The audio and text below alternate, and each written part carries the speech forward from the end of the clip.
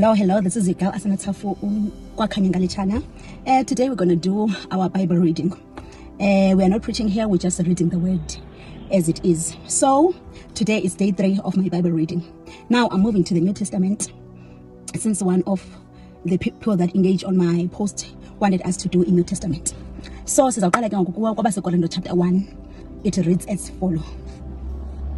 Incwadi yakwabaseKorinto chapter 1 oqala ifundeka ngohlobo.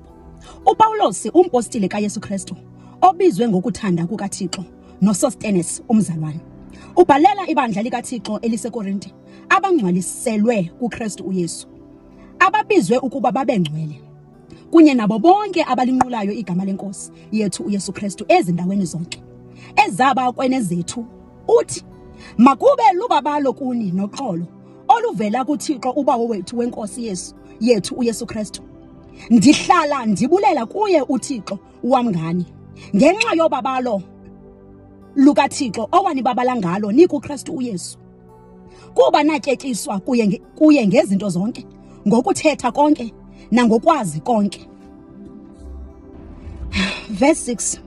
Njengokuba ubungqina bukaKristu baqiniswayo kuni njengokude ningasileli nakwesinye isipho enisibabalwe nilinde kakhulu ukutyhileka kwenkosi yethu uYesu Kristu oya kuniqinisa nokuniqinisa ase ekupheleni ukuze ningabi nako nakumangaleka ngemini yenkosi yethu uYesu Kristu. Verse 9. Uthembekile uThixo enabizelwa nguye ebudlalaneni bonyana wakhe uYesu Kristu inkosi yethu. Ke kaloku ndiyaniyala bazalwana ngalo igama lenkosi yethu uYesu Kristu ukuba nithethwe ntonye nonke nokuba kungabikho zahlukahlukano kuni ke nibe ngabalalungiselwe nigqibelele engqiqweni nye nasicamangweni sinye. Verse 11. Kuba ndazisiwe ngani bazalwane bam ngaba kuloklowe ukuba kukho impikiswano phakathi kwenu ukutsho ke ndithi kuthiwa ulowo kuni uthi mna ndingokaPawulos omnye ke athi mna ndingokaApolo omnye ke athi mna ndingokaKefasi omnye ke athi mna ndingokaKristu. Wahlukahlukene na uKristu? Kwabethelelwa uPawulos yini na emnqamlezweni ngenxa yenu? Nabhaptizwa egameni likaPawulos kusini na? Ndiyabulela kuThixo ukuba ndingabhaptizanga namnye kuni ingengakuCrispo noGayo ukuze kungabikho mntu uthi ndabhaptizwa egameni lam. Verse 16. Ndabhaptiza nendlu kaStefana ngaphandle kwabo andazi ukuba ndabhaptiza umphi kuba uKristu akandithumanga kubhaptiza wandithuma ukushumayela indaba ezilungileyo kungabi ngabulumko bakuthetha ukuze umnqamlezo kaKristu ungalanjathiswa. Verse 18. Verse 18. Kuba ilizwi lomnqamlezo lilubudenge okunene kwabatshabalalayo kodwa ke kwabasindiswayo thina aba lingamandla kaThixo. Verse 19. Kuba kubhaliwe kathiwa ndiyakubutshabalalisa ubulumko bezilumko ingqondo yeengqondi ndiyitshitshise. Siphina ke isilumko uphina ke umbhali uphina ke umphiki weliphakade uThixo akabenzanga baba bubudenge na ubulumko belihlabathi. Verse 21. Ekubeni ke kuthe ebulumkweni bukaThixo ihlabathi alamazi uThixo ngobulumko balo kwakholeka kuThixo ukusindisa abo bakholwayo ngabo ubudenge bokuvakalisa indaba ezilungileyo.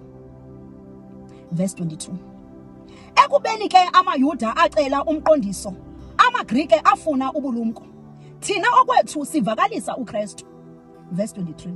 Ebethelelwe emnqamlezweni isikhubekiso ke eso kumaYuda ubudenge kumaGrike ke kwabo babiziweyo amaYuda kwanamaGrike sivakalisa uKristu ongamandla kaThixo nobulumko bukaThixo. Verse 25. Ngokuba into kaThixo ebebudenge ilumkile kunabantu nento kaThixo engenamandla yomelele kunabantu.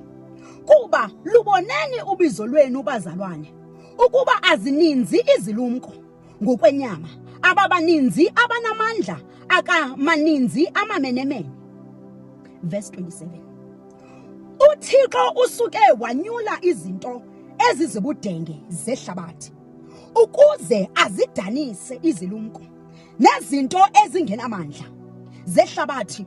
Usuka uThixo wazinyula ukuze azidanise izinto ezomeleleyo. Verse 28.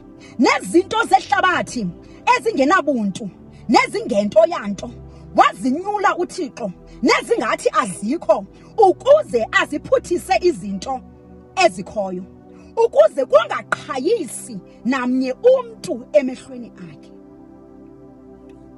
Verse 30.